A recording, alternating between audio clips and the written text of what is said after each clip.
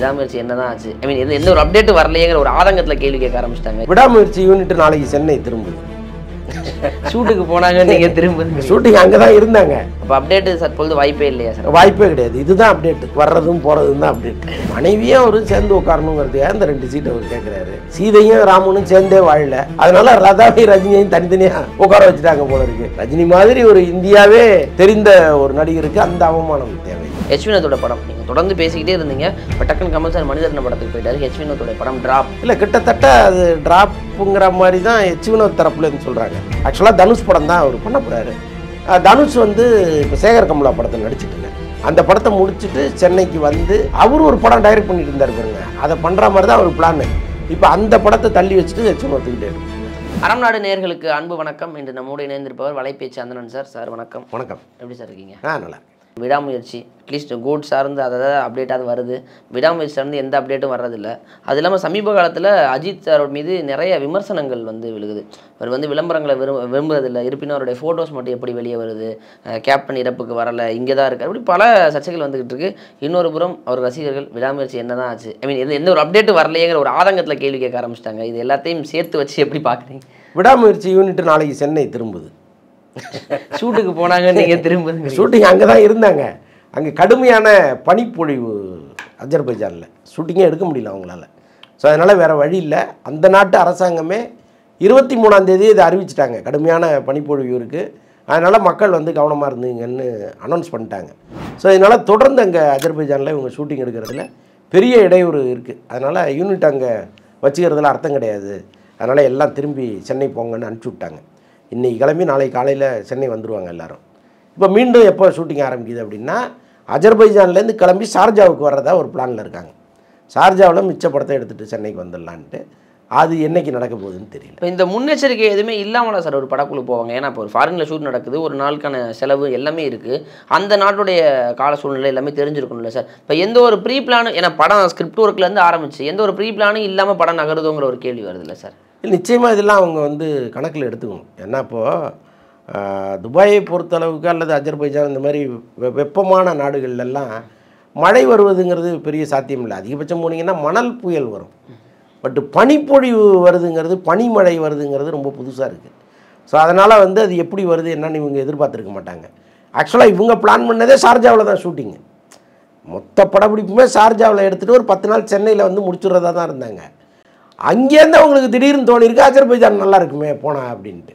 அந்த லொக்கேஷன்ஸ், அந்த லேண்ட்ஸ்கேப் எல்லாமே நல்லாயிருக்கும் போல இருக்குது. அதுக்காக அங்கே போனாங்க. போயிட்டு இப்போ அரையும் குறையுமா சிக்கிட்டு என்ன பண்ணுறதுன்னு தெரியாமல் தடுமாட்டுங்க. பாலைவன காட்டில் ஒரு புயல் வந்தது, இப்போ பனி புயல் வந்தது, இப்போ எல்லா புயலும் சுற்றி சுற்றி அஜித்தை அடிக்கிறது. ஏன்னா அது ஒரு காரணம். அப்போ அப்டேட்டு தற்பொழுது வாய்ப்பே இல்லையா சார்? வாய்ப்பே கிடையாது. இதுதான் அப்டேட். வர்றதும் போகிறதும் தான் அப்டேட். அஜித் அவர்களுடைய தரப்புல இருந்து இந்த படத்திற்கு ஒரு கெடு, இந்த நாட்களுக்கு பிறகு காட்சி தரமாட்டோம் அப்படின்னு சொன்ன மாதிரி ஒரு செய்தி நீங்கள் சொல்லியிருந்தீங்க. இப்போ AK-63 கொடுத்து அடுத்ததாக பேச ஆரம்பிச்சிட்டாங்க சார். எப்பவுமே அஜித் அவர்களோட படம் முடிஞ்சு ஒரு கேப்புக்கு அப்புறம் தான் அடுத்த படம் வரும். ஆனால் இந்த முறை AK-63 கொடுத்து நிறைய பேசுகிறாங்க. அவருடைய வில்லன் குறித்தெல்லாம் பேசிக்கிட்டு இருக்காங்களே, அது உண்மைதான? அந்த வில்லன் படம் வந்து ரொம்ப ஆரம்ப கட்டத்தில் இருக்குது. அதுக்குள்ளே இவரை கமிட் பண்ணாங்களா, அவரை கமிட் பண்ணாங்களாங்கிறதெல்லாம் அவ்வளோ சீக்கிரம் போக மாட்டாங்க. ஏன்னா முதல்ல ஸ்கிரிப்டை ஃபைனல் பண்ணி அதை அஜித் வந்து ஒப்புதல் கொடுக்கணும். அவர் ஒரு கதை சொல்லியிருக்கிறாரு, இந்த கதையை இப்போ டெவலப் பண்ணி முழு திரைக்கதையாக்கி அவர் அஜித்திட்ட சொல்லணும். அது இன்னும் நடக்கலை. அதுக்கப்புறம் தான் வந்து யார் ஆர்டிஸ்ட்டுங்கிற கட்டத்துக்கே போவாங்க. பட் சும்மா அரசல் புரசலாக பேசியிருக்கலாம், இந்த அவரை கொண்டு வரலாம் அவரை கொண்டு வரலான்ட்டு. பட் அதெல்லாம் உறுதி இல்லாத தகவல் தான். அது எல்லாமே உறுதி இல்லாத. சரி, இடையில சூர்யா அவர்களுடைய அந்த புறநானூறு படம் ஷூட்டிங் வந்து ஆரம்பிச்சிட்டா கேள்விப்பட்டோம். அந்த இது குறித்து எந்த ஒரு அப்டேட்டுமே நீங்கள் தரவில்லை. ஏன்னா கங்குவா ஷூட் முடிஞ்சிருச்சு, அது வந்து ஒர்க் போயிட்டு இருக்குன்னாங்க. ஆனால் அந்த புறநானூறு ஷூட் போயிட்டு இருக்கா சார்? ஸ்டார்ட் ஆகிடுச்சு? இல்லை, போகலை. அவங்க இப்போ பிப்ரவரிலேருந்து தான் ஸ்டார்ட் பண்ணுறாங்க. சூரரை போட்டு ஹிந்தி வெர்ஷன் அவங்க பண்ணாங்க இல்லையா, அதோடைய போஸ்ட் ப்ரொடக்ஷன் வேலைகளில் அவங்க கொஞ்சம் இருக்காங்க. ஸோ அதனால் அதையும் முடிச்சுட்டு இவங்க பிப்ரவரியில் ஷூட்டிங் வரதுக்கு சரியாகும். Okay sir. கமல் சார் அவருடைய படத்துக்காக காத்துக்கிட்டு இருந்தார் ஒரு இயக்குனர். இப்போ அந்த இயக்குனருடைய அடுத்த படங்கிறது இன்னும் சில நாட்கள் எடுக்குமோங்கிற ஒரு கேள்விக்குறியை ஏற்படுத்தியிருக்கு. ஹெச் வினோத்தோட படம் நீங்கள் தொடர்ந்து பேசிக்கிட்டே இருந்தீங்க. இப்போ டக்குன்னு கமல் சார் மனிதர்ன படத்துக்கு போயிட்டார். ஹெச் வினோத்தோட படம் டிராப் அப்படிங்கிற மாதிரி ஒரு செய்தி. என்ன நடந்தது சார்? இல்லை, கிட்டத்தட்ட அது டிராப்புங்கிற மாதிரி தான் ஹெச் வினோத் தரப்புலன்னு சொல்கிறாங்க. ஏன்னா அவர் வந்து கொஞ்சம் மனசளவில் ஒடிஞ்சிட்டார். ஏன்னா இவ்வளவு நாள் நம்ம காத்திருந்தோம், நம்ம கமல் சொன்ன கரெக்ஷன்லாம் நம்ம திரும்ப திரும்ப போட்டு கொடுத்துக்கிட்டே இருந்தோம். கடைசியில் வந்து திடீர்னு மணிரத்னம் படத்தை உள்ளே கொண்டு வந்து நம்மளை தள்ளி போட்டார் அப்படிங்கிற வருத்தம் வந்து அவருக்கு இருக்குது. ஆனால் கமல் தரப்பில் நம்ம கேட்கும்பொழுது அவங்க என்ன சொல்கிறாங்க, இல்லை சார் இந்த படம் டிராப்பே கிடையாது, கமல் சார் வந்து இந்த படம் ட்ராப்னு சொல்லவே இல்லை யச்சுனத்திட்ட. உங்கள் படத்துலேயும் மணிரத்னம் சார் படத்துலேயும் ஒரே கெட்டப்பில் வர்ற மாதிரி முதல்ல பிளான் இருந்துச்சு, பேரலெல்லாம் படம் பண்ணிடலான்னு நம்ம நினச்சோம். இப்போ அந்த படத்தில் கெட்டப்பே மாறுது. ஸோ அப்போ நம்ம அதில் ஒரு 15 நாள் நடிச்சுட்டு இதில் ஒரு 10 நாள் நடிக்க முடியாது, அதனால் கொஞ்சம் வெயிட் பண்ணுங்கன்னு அவங்க தரப்பில் சொல்லியிருக்காங்க.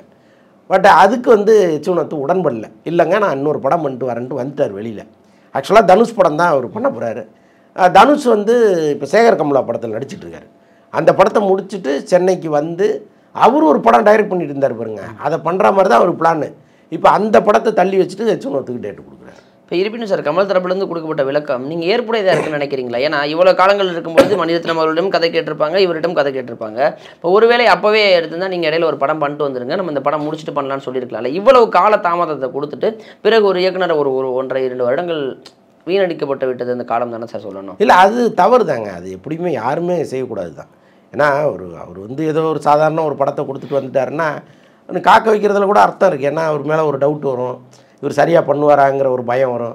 அதெல்லாம் இவர்கிட்ட இல்லையே. இவர் தொடர்ந்து வெற்றி படங்கள் கொடுக்குறாரு. பெரிய வெற்றி இல்லைன்னாலும் சுமாரான படத்தை ஒருபோதும் அவர் கொடுத்ததில்லை. ஸோ அப்படிப்பட்ட ஒரு இயக்குனரை வந்து இவ்வளவு காலம் காத்திருக்க வைக்கிறதுங்கிறது நிஜமாகவே தவறு தான். அதுதான் யச்சுனத்து மனசில் ஒரு பெரிய காயமாக மாறி இருக்கு. இப்போ கமல் சார் மட்டும் இல்லை சார், பெரிய நடிகர்களாக இருக்கக்கூடிய பல பேர் இது மாதிரி பல இயக்குனருடைய வாழ்க்கையை கெடுத்துக்கிட்டு இருக்க செய்திகள் அவ்வப்போது வருதே சார். இது தொடர்ந்து நடந்துக்கிட்டு தான் இருக்குமா சார்? அதுதாங்க, இது என்னென்னா அந்த ஹீரோ பஞ்சம் தான் இங்கே. என்றைக்கு நீங்கள் இயக்குனரையும் கதையும் நம்புறீங்களோ அந்த காலம் வந்தால் தான் இதெல்லாம் மாறும்.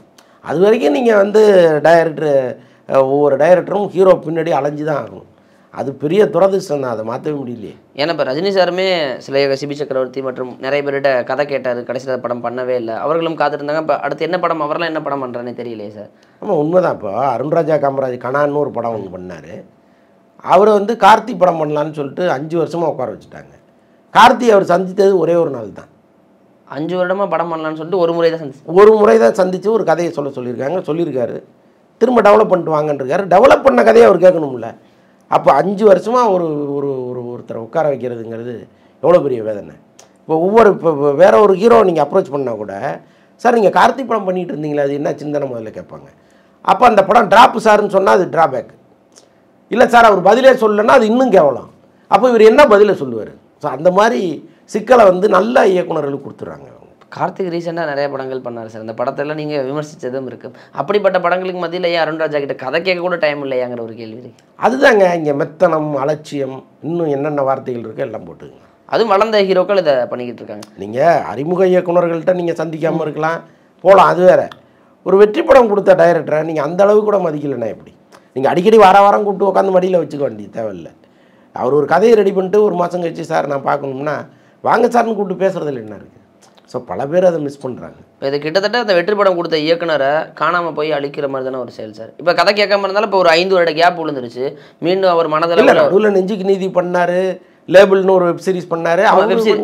அவர் கொஞ்சம் ட்ராவல் பண்ணிட்டு தான் இருக்கார். ஏன்னா இதுக்காக உட்காந்து அவர். ஆனால் கார்த்திக் கதைக்காக எடுத்த டைம் இருக்கும்ல சார்? கண்டிப்பாக இருக்கும். அதை வந்து இவங்க கரெக்ஷன் சொல்லி அதை மாற்றி, தயாரிப்பு நிறுவனம் ஒரு கரெக்ஷன் சொல்லிகிட்டே இருக்கும்ல, மாற்றி கீத்தி அதுக்கு ஒர்க் பண்ணுறது இதெல்லாம் பண்ணிட்டு தானே இருக்காங்க. அப்போது யாரை நினைத்து ஒரு கதை பண்ணுறோமோ அவர்கிட்ட ஒரு உரிய காலத்தில் போய் சேரணும். இல்லைன்னா அந்த கதையை பழசாக போயிடும். 5 வருஷத்துக்கு முன்னாடி இருக்கிற நிலைமை 5 வருஷம் கழிச்சு கிடையாது. அன்றைக்கி நீங்கள் உருவாக்கின கதையை 5 வருஷம் கழித்து நீங்கள் படமாக்கும் போது அவங்க வேலைக்கே ஆகாது. சில கதைகள் காலகாலமாக இருக்கும், அது வேறு. பட் சில கதைகள் வந்து அப்படி பண்ண முடியாது. ஸோ அந்த மாதிரி சிக்கல்கள்லாம் இயக்குனருக்கு. இந்த சிக்கல் இப்போ ரஜினி சாருக்கும் இருக்குன்னு நினைக்கிறேன். சமீபத்தில் அவர் பண்ணுற எல்லா விஷயமே சில சர்ச்சைகள் கூடிய ஒரு கேள்விகளாக மாறுது. இப்போ நாளை லால் சலாம், அதாவது இன்று லால் சலாம் படத்தோடைய இந்த ஆடியோ லான்ச் நடக்க இருக்குது சார். இப்போ அதில் வந்து குட்டி கதை சொல்லுவாரா அப்படிங்கிற ஒரு கேள்வி இருக்குது. இப்போ தான் ராமர் கோயிலுக்கு போயிட்டு வந்தார். இந்த படத்தில் முதல் முறையாக ரஜினி சார் ரொம்ப சொற்பமான படங்களில் தான் அந்த முஸ்லீம் கதாபாத்திரம் நடிச்சிருக்காரு. இங்கே பேச போகிறாரு. குட்டி கதை இருக்குமா அல்லது அரசியல் கதை ஏதாவது இருக்குமா? ஏன்னா படத்துடைய ப்ரொமோஷனுக்காக ஏதோ ஒன்று பேசுவார் அப்படின்னு எதிர்பார்க்குறாங்களே, எதுவாக இருக்கும் சார்? நிச்சயமாக குட்டி கதை இருப்பதற்கு வாய்ப்பு இருக்குது. அரசியல் போக மாட்டார் அவர். ஏன்னா அந்த ஏரியாவே அவர் கொஞ்சம் சமீப காலமாக தள்ளி வைக்கிறார். இப்போ நீங்கள் இந்த ராமர் கோயில் போயிட்டு வந்து இந்த கோயில் அரசியல் தொடர்பான ஒரு கேள்வி கேட்குறாங்க. இந்த கோயிலோடு சேர்த்து அரசியலையும் ஒரு கேள்வியாக முன்வைக்கும்போது அவர் சொல்கிறார், இல்லைங்க இந்த அரசியல் காரணங்கள்லாம் ஒன்றும் கிடையாது, அது என்னுடைய கருத்து. ஆனால் மற்றவர்கள் வந்து இந்த ராமர் கோயில் கட்டினதுக்கு பின்னணியிலே ஒரு அரசியல் இருக்குது அப்படின்னு மற்றவர்கள் சொல்கிறது அது அவங்க கருத்து. ஆனால் என்ன கேட்டிங்கன்னா அதில் வந்து அரசியல் இல்லை, முழுக்க ஆன்மீகம் தான். அப்படின்னு ஒரு கருத்து சொல்லிட்டு எஸ்கேப் ஆகுறாரு. அப்போ கவனமாக இருக்கார் அவர் எப்படி ஆடியோ லான்ச்சில் வந்து அரசியல் பேசுவார்? அதுக்கு வாய்ப்பு இல்லை. ஆடியோ லான்ச்சில் குட்டி ஸ்டோரி பேசுவார். நிச்சயமாக அது சொல்லுவார். இன்னொன்று எல்லாத்தையும் தாண்டி மகளை ப்ரொமோட் பண்ணணும்ல. அவங்க நான் படம் பார்த்தேன், நல்லா இருக்குது, படம் சூப்பராக இருக்குது, இதில் நான் வந்து கொஞ்சம் தான் வரேன், நான் முழுக்க வரேன்னு நம்பிடாதீங்க, இதெல்லாம் சொல்லுவார் அவர். நிச்சயமாக அதுக்கெல்லாம் வாய்ப்பு இருக்குது. நீங்கள் எதிர்பார்த்து ஏமாந்துடக்கூடாது. அது ஒரு படத்துக்கு ஒரு டிராபேக் ஆயிருங்கிறத இங்கேயே தெரியப்படுத்துவார். ஏன்னா அது ரஜினி சாருடைய ஒரு அனுபவத்தில் கண்டிப்பாக. ஆனால் சார் இப்போ மகளை எப்படின்னீங்க, மருமகனையும் விட்டு தராத ரஜினிகாந்த் அப்படின்ற ஒரு விஷயம். அந்த அயோத்தி கோயிலுக்கு போயிருக்கும்போது அந்த முன் சீட்டில் 2 சீட்டு வந்து மருமகனுக்காகவும் பேரனுக்காகவும் கேட்டார் ரஜினி சார் அப்படின்ட்டு இங்கிட்ட ஒரு விஷயம் போயிட்டு இருக்கு. அது ட்ரோலாகவும் சில 2 சீட்டு அவங்க மனைவிக்காக கேட்டிருக்காரு. அப்புறமா எப்படிங்க மருமகனு கேட்பார்? அவர் மனைவியும் அவரும் சேர்ந்து உட்காரணுங்கிறதுக்காக அந்த 2 சீட்டு அவர் கேட்குறாரு. சீதையும் ராமனும் சேர்ந்தே வாழல, அதனால் லதாவையும் ரஜினியையும் தனித்தனியாக உட்கார வச்சுட்டாங்க போல இருக்குது. நீங்கள் தம்பதியாக வர்றவங்கள பக்கத்தில் உட்கார வைக்கிறது தானேங்க ராமர் கோயில் தத்துவத்துக்கே பொருத்தமாக இருக்கும். அவங்களே நீங்கள் பிரித்து விட்டு நீ அங்கே உட்காரு நீ இங்கே உட்காருன்னா அந்த கோயிலோட தத்துவமே அங்கே அடிபட்டு போயிருது. ஸோ அதுதான் அங்கே நடந்திருக்கு. அது அந்த நிர்வாகம் அங்கே இருக்கிறவங்க எடுக்கிற முடிவு. ஆனால் ரஜினி மாதிரி ஒரு இந்தியாவே தெரிந்த ஒரு நடிகருக்கு அந்த அவமானம் தேவையில்லை. ஆக்சுவலாக மருமகனுக்கும் பேரனுக்கும் சீட்டு கேட்டாங்க. அப்புறம் எக்ஸ்ட்ரா வேறு சில வசதிலாம் போட்டு தனுஷுக்கு சீட்டு கேட்கறதுக்கு அவர் இங்கே தாங்க போனார். அதுக்கெல்லாம் வாய்ப்பு இல்லை. மனைவிக்கு சீட்டு கேட்டார், அது கொடுக்கலாம். இறுதியாக ஒரே ஒரு கேள்வி சார்.